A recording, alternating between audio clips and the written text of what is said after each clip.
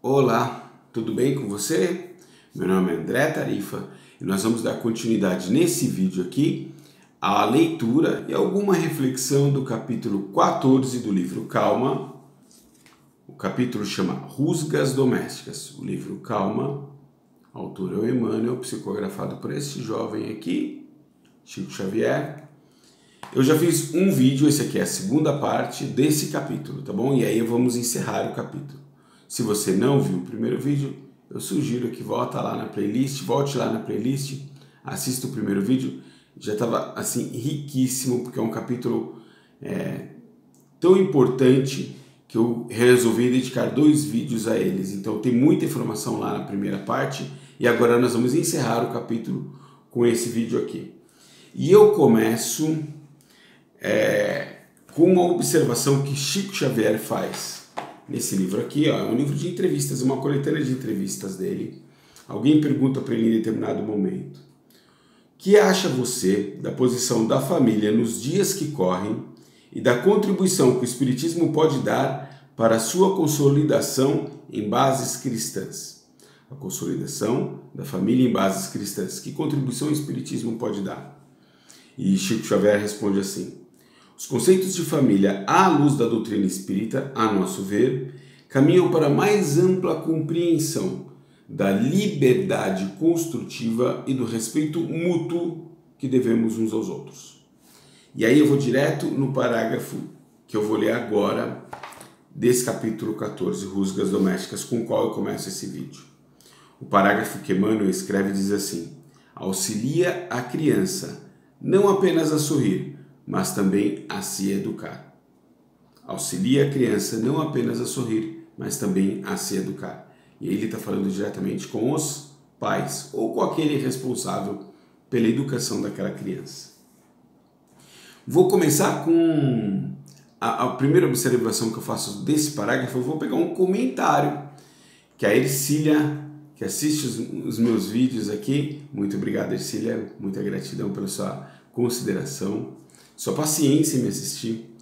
A Ercília, num comentário do vídeo do capítulo 10, que chamava Pessoas Queridas, ela faz o seguinte comentário, é um vídeo muito legal, viu? Muito legal.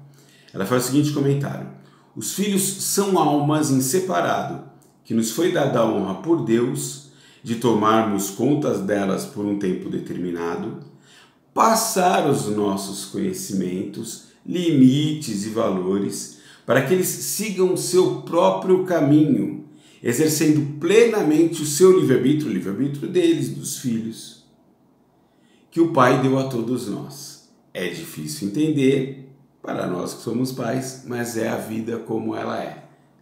Adorei, Ercília, adorei. É exatamente isso. Exatamente isso. Eu comecei o último vídeo declamando um poema. O poema chama Carta às Famílias, psicografado por Casimiro Cunha. O autor é Casimiro Cunha, psicografado por Chico Xavier. Poema ou poesia espírita, meu povo lindo, não é só a beleza lírica ritmada das palavras. Uma poesia espírita traz consolo, traz conhecimento, traz entendimento, traz esclarecimento, ela traz princípios da doutrina. Então ela sempre tem um propósito, ela não é a poesia só para embelezar o ouvido e a alma. E eu vou pegar uma estrofe da poesia que eu declamei lá no primeiro vídeo, no primeiro vídeo deste capítulo, e vou trazer de novo para vocês aqui, ó. Cartas do Evangelho. Não te esqueças que em família a mais santa autoridade é a que nasce da energia que não desdenha a bondade. Não te esqueças que em família a mais santa autoridade é a que nasce da energia que não desdenha a bondade. Um pai, uma mãe, um tio, uma tia, um avô, uma avó que precisa educar uma criança com energia, sem esquecer a bondade. Essa disciplina é importante, muito importante. Me recorrendo de novo para quem viu lá no primeiro vídeo desse livro aqui, da Joana, do Edivaldo SOS Família. Ela tem um capítulo aqui que chama Deveres dos Pais. E começa de cara falando o seguinte, que por impositivo da sabedoria divina no homem, a infância demora maior período que em outro animal qualquer. Nós temos a nossa infância mais longa, relativamente falando ao nosso período de vida, do que qualquer outro animal da natureza. E por que isso acontece? Porque enquanto o espírito assume pouco a pouco a intimidade com o seu corpo, com as suas funções fisiológicas, enquanto ele ainda está em pleno desenvolvimento, toda aquela fase daquela primeira infância, ela diz o seguinte, que é mais fácil as possibilidades da fixação, da aprendizagem e aquisição de hábitos que nortearão essa criança por toda a existência planetária. Então, na primeira infância, olha a importância do trabalho do pai e da mãe, daquele que está próximo a essa criança, na formação de valores. Isso vai refletir no caráter dessa criança ao longo da vida inteira. Olha a importância disso, que sensacional, né? Os deveres dos pais em relação aos filhos estão inscritos na consciência. Consciência onde também, segundo o Livro dos Espíritos, estão registradas as leis divinas, as leis naturais, que regem todo o universo, do átomo ao arcanjo. Muito legal, né? No compromisso do amor estão evidentes o companheirismo, o diálogo franco, a solidariedade, a indulgência e a energia moral de que necessitam os filhos no longo processo de aquisição de valores éticos, espirituais, intelectuais e sociais. Tá fácil a vida do pai e da mãe ou dessa pessoa que precisa cuidar dessa criança? Não, né? Mas é muito bonito, é uma missão linda, é uma missão linda. E falando em missão, é justamente isso que diz o Livro dos Espíritos, capítulo 10, das ocupações e missões dos espíritos, pergunta 582.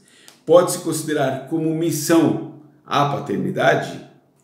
É, sem contestação possível, uma verdadeira missão, respondem os espíritos. Constitui ao mesmo tempo o grandiosíssimo dever que empenha mais do que pensa o homem, a sua responsabilidade quanto ao futuro. Deus colocou o filho sob a tutela dos pais a fim de que estes o dirijam pela senda do bem. E lhes facilitou a tarefa, dando a ele, àquele, uma organização física, débil e delicada, que o torna propício a todas as impressões. Isso que a gente acabou de ler aqui em Joana. Enquanto ele ainda é pequeno, enquanto ele ainda exige demasiadamente de mais cuidados do pai, da mãe, a gente tem que estar ali próximo e tal, é justamente nesse período onde nós podemos passar os nossos valores. Eu sou pai de uma menina de 8 anos, acabou de fazer 8 anos. E não é fácil ser pai e mãe, lógico que não é. Em todos os tempos, dificuldades diferentes foram. Meus pais foram pais de 4 filhos. Eu tenho um tio de 4, 5 filhos, meu avô de 10, 11 e por aí vai. Em tempos diferentes, diferentes necessidades existiam. Hoje os nossos filhos, por exemplo, têm acessos absurdos a uma quantidade de informações do mundo inteiro na tela de um celular. E muitos pais disponibilizam isso para os filhos. E existem muitas discussões, as quais eu não vou entrar aqui agora, de especialistas na área de educação, psicólogos, etc., para saber como e de que forma esse acesso deve ser liberado a essas crianças. Videogames, etc. e tal. É um assunto sobre o qual particularmente eu tenho me dedicado um pouco para aprendizado pessoal. Tem muita coisa por aí, vale a pena pesquisar, vale a pena ler, vale a pena entender. Pergunta 583. Tinha mais respostas na 582, mas eu te extraí o que era o suficiente. A 583. São responsáveis os pais pelo transviamento de um filho que envereda pelo caminho do mal, apesar dos cuidados que lhe dispensaram? É responsabilidade do pai e da mãe? Se eles fizeram tudo direitinho, ainda assim que o filho enverede pelo caminho do mal? Essa é a pergunta. Resposta: não. Porém, quanto piores as propensões do filho, tanto mais pesada é a tarefa, e tanto maior é o mérito dos pais se conseguirem desviá-lo do mau caminho. Ora, a gente já leu e já assistiu, para quem assistiu o vídeo, eu falei lá no primeiro vídeo desse capítulo, das diversas oportunidades que nós temos de reajustes dentro de uma família. Nós estamos só aqui com um propósito. Espíritos que se reencontram porque estão fazendo ajustes, acertos, resgates, ou simplesmente por uma bela e linda sintonia de amor. Nem tudo é sofrimento em família, vamos combinar, né? Tem muita coisa boa também. Tem almas afins, não metade da laranja, nem tampa da panela, mas almas afins que se encontram por sintonia e abraçam uma missão para ajudar outras. Tem almas, tem parentesco, até no Evangelho segundo o Espiritismo, tem parentesco corporal, parentesco espiritual, é outro texto que vale a pena dar uma lida. Então tem muita coisa boa, muita coisa linda, muito amor envolvido, mas também tem muito ajuste, muito resgate. Tem espíritos que são colocados às vezes num núcleo familiar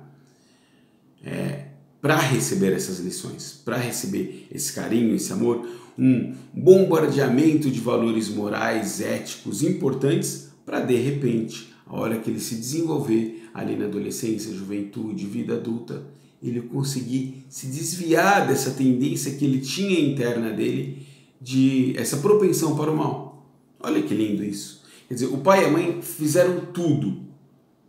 Olha, ainda assim ele pegou e enveredou pelo mal. Tudo bem, o pai e a mãe fez o que eles cabiam. Mas o pai e a mãe fizeram tudo, entregaram tudo o que tinham. E esse espírito que sempre infringia as leis, que já cometeu diversas atrocidades em outras vidas, de repente nessa daqui consegue se desviar desse instinto, dessa carga toda que ele vinha, desse padrão de comportamento que ele vinha repetido encarnação após encarnação. Olha o tamanho do mérito dos pais que conseguiram contribuir com isso. Mas se você não conseguiu contribuir com isso, não tem problema nenhum. Desde que você tenha feito a tua parte direitinho, não se preocupe. Você fez a sua parte, você cumpriu a sua missão. Tá bom?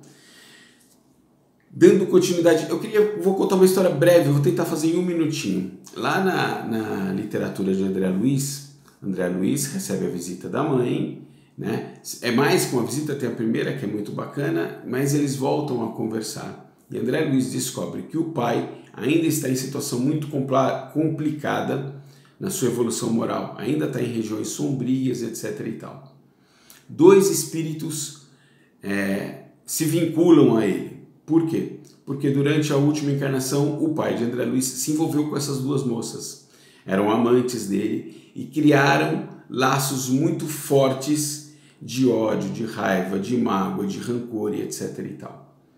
E a mãe de André Luiz, que já era um espírito de um patamar mais alto, mais evoluído, se voluntaria a reencarnar no planeta Terra, de novo esposar o pai de André Luiz e receber no seio da família essas duas moças que outrora foram amantes do pai dele como filhas. Olha que lindo. E olha como isso é um exemplo que desenha pra gente os tipos um dos tipos de resgate, retorno, ajuda e oportunidade, sobretudo, que nós temos dentro de um núcleo familiar, de se perdoar, de se fazer o amor corrigir todos aqueles equívocos do passado. Dando continuidade ao livro de Emmanuel, capítulo 14, o parágrafo seguinte é: não revivas os mal entendidos de ontem ou de qualquer fase do passado, para que faltas e erros no lar sejam realmente esquecidas. Não revivas os mal entendidos de ontem ou de qualquer fase do passado, para que faltas e erros no lar sejam realmente esquecidas. Bom, vamos olhar bem. Todo mundo já viveu essa experiência de, num determinado momento, quando nós estamos numa discussão em família por um problema atual, algo que realmente tem acontecido agora, fatos passados, já discutidos ou não, aparecem no meio dessa briga, dessa discussão. É isso aqui que Emmanuel está falando. Você guarda rancor, você até conversou e acha que botou um pano quente sobre aquilo num determinado momento. Numa briga futura, traz todos aqueles acontecimentos de volta e volta àquela discussão que era por um assunto, agora ganha muito mais corpo revivendo um fato passado. Ora, acaba quando isso então? Essa é a pergunta. Se nós não temos capacidade de dialogar, pegar um fato que aconteceu, botar sobre a mesa, acertamos aquilo, discutimos, brigamos, sei lá, é muito natural da nossa fase isso. E encerrou aquele assunto, não é para ser trazido de volta lá na frente. Existem muitas brincadeiras, memes na internet que falam isso até, que nós trazemos uma ficha corrida assim, e na hora de uma discussão a gente despeja tudo de uma vez. O que Emmanuel fala aqui é que isso vocês nunca esqueceremos. Se for para ficar trazendo toda hora, qual é a evolução? Quando acaba? Não tem. Não tem, simplesmente assim. Então eu vou buscar lá em Santo Agostinho de novo, no texto que eu falei para vocês lá no primeiro vídeo, capítulo 14, Ingratidão dos filhos e dos laços de família. Eu vou reforçar para quem está vendo esse vídeo. Depois que assistir esse vídeo, leia este texto no capítulo 14 do Evangelho segundo o Espiritismo. É lindo. Para chegarem a Deus, uma só é a senha, diz Agostinho. Caridade. Continua ele. Ora, não há caridade sem esquecimento dos ultrajes e das injúrias. Não há caridade sem perdão, nem com o coração tomado de ódio. Sem caridade não há salvação, já diz a nossa, é um dos mantras da nossa doutrina. Caridade, isso aqui é caridade, gente. Caridade é esquecer a injúria, aquela coisa que ficou no passado, que o cônjuge, o filho, o irmão, o pai, a mãe, o avô, a avó, o primo, o tio, fez contra a gente. Isso é caridade. Como você quer praticar caridade fora de casa, no seu centro espírita, no seu trabalho voluntário, na sua igreja, com colegas de trabalho, se dentro de casa você não aplica isso? Eu sei que é o lugar mais difícil de aplicar. Eu sei. Qualquer um de nós sabe disso. Justamente por isso que a gente está estudando com um pouco mais de carinho esse capítulo. É o lugar mais difícil para aplicar os princípios cristãos, de caridade, espírito, tudo que a gente está aprendendo de bom. O lugar mais difícil para aplicar isso é em casa. Mas, se você conseguir aplicar isso dentro de casa, ali fora você será tanto melhor servidor, tanto melhor trabalhador da causa, seja ela qual for, desde que seja para o bem. É autêntico, não é novidade nenhuma. Tem na literatura espírita isso, o funeral de um grande orador espírita, e várias pessoas vão ali no funeral dele e falam maravilhas dele. Nossa, ele era isso, ele era um grande orador, um homem dedicado ao próximo, a caridade, etc. e tal. E a família, ouvindo estes testemunhos, se perguntando de quem que eles estão falando. Quem é essa pessoa caridosa, bondosa, amorosa que eles estão falando aí fora? Porque dentro de casa meu pai não era assim, minha mãe não era assim. Então, é o lugar mais difícil? É. Por isso que exige mais esforço? Exige. Então vamos nos esforçar. É para isso que a gente está aqui. Senão, é como diz aqui, exatamente nesse parágrafo que Emmanuel diz, se for para ficar toda hora revivendo as injúrias, toda hora reviver as ofensas, repeti-las, estamos perdendo tempo. Infelizmente, eu vou ser obrigado a admitir que estou falhando na missão. E nos reencontraremos de novo para fazer os ajustes necessários. É da lei, simples assim. Tá bom?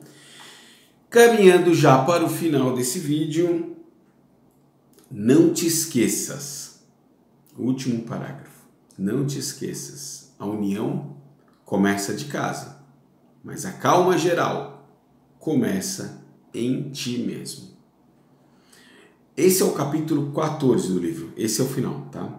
Não te esqueças, a união começa de casa, mas a calma geral começa em ti mesmo. Esse é o capítulo 14, Rusgas Domésticas. Vou relembrar o nome de alguns capítulos desse livro que a gente já leu.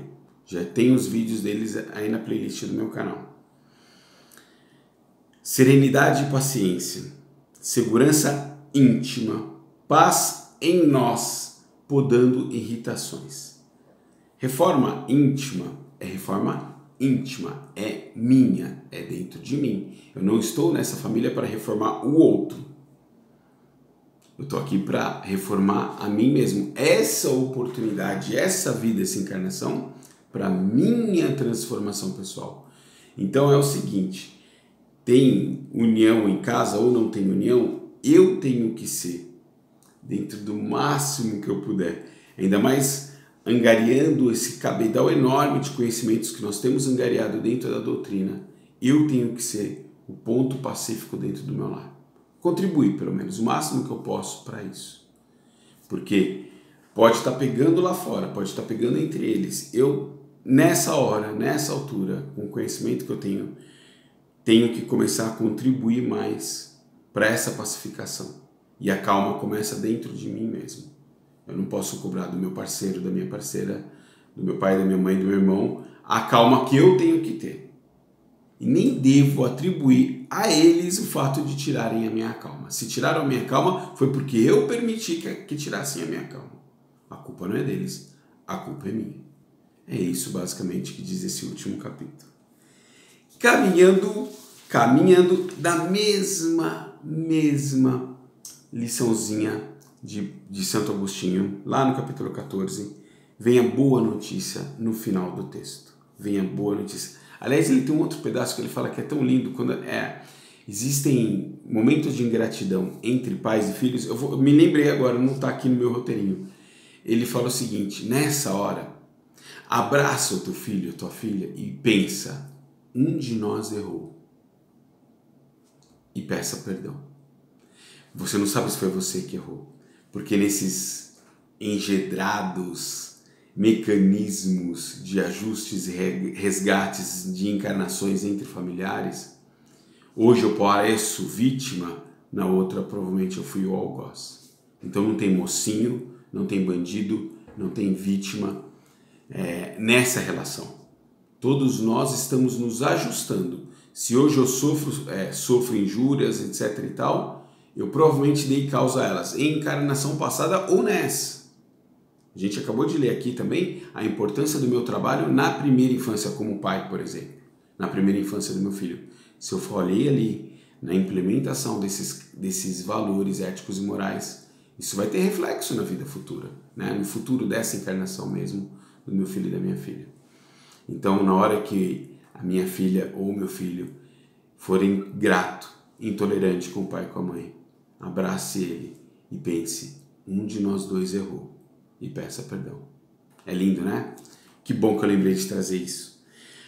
A mensagem final é muito positiva desse texto de Santo Agostinho e agora eu vou ler mesmo, porque eu achei muito bonito. Eu até compartilhei ele outro dia num grupo espírita lá no Facebook, Espiritismo com Cristo, do qual eu sou administrador. O texto diz o seguinte, as provas rudes, ouvi-me bem, ouçamos bem o Santo Agostinho, são quase sempre indício de um fim de um sofrimento e de um aperfeiçoamento do espírito, quando aceitas com um pensamento em Deus. É um momento supremo no qual, sobretudo, cumpre ao espírito não falir murmurando, se não quiser perder o fruto de tais provas e ter de recomeçar. Em vez de vos queixardes, agradecei a Deus o ensejo que vos proporciona de vencerdes, a fim de vos deferir o prêmio da vitória. Então, saindo do turbilhão do mundo terrestre, quando entrardes no mundo dos espíritos, sereis aí aclamado como um soldado que saiu triunfante da refrega. É refrega ou é refrega? Refrega deve ser, né? Uma palavra nova para mim. Olha só.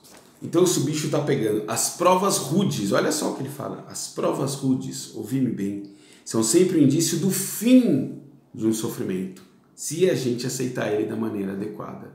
se a gente aceitar esse sofrimento com Deus, fazendo o nosso melhor, agradecendo a oportunidade desse ajuste, né? Lembrando lá a responsabilidade do pai e da mãe. Se você fez tudo aquilo que você podia e alguma coisa não deu certo assim mesmo, tudo bem, não se preocupe. Você é vencedor da mesma maneira. Aquele espírito simplesmente seguiu adiante com aquilo que ele já tinha, com aquilo que ele já era. Por final, eu lembro, é uma das frases que eu mais adoro, que eu mais escuto e que eu uso muito na minha vida pessoal, principalmente quando eu vejo intrincados casos de obsessão, de relacionamentos em família, de amigos e etc e tal. Essa frase quem escreveu foi Pedro, dizendo o seguinte: mas sobretudo, tende ardente amor uns para com os outros, porque o amor cobrirá a multidão de pecados. Que pecados, você me pergunta? Não existe pecado, André? A gente é espírita, a gente fala que não existe pecado. Não, não existe pecado. Nós cometemos erros e cometemos equívocos ao longo da nossa vida por desconhecimento, por ignorância. Então, o amor que rege e deve regir, o amor é a verdadeira... Esse aqui, o exemplo em família, para mim é o mais claro de como o amor cobre a multidão de pecados.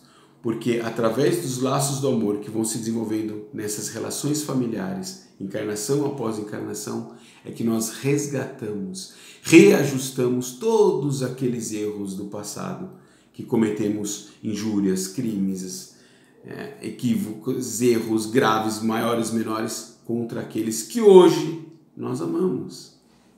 Olha que linda oportunidade, como a misericórdia do Pai está em tudo, o tempo todo, nos resgates, nos ajustes, nas perrengas familiares, desde que bem compreendidas e desde que bem trabalhadas, o amor cobrirá a multidão de pecados.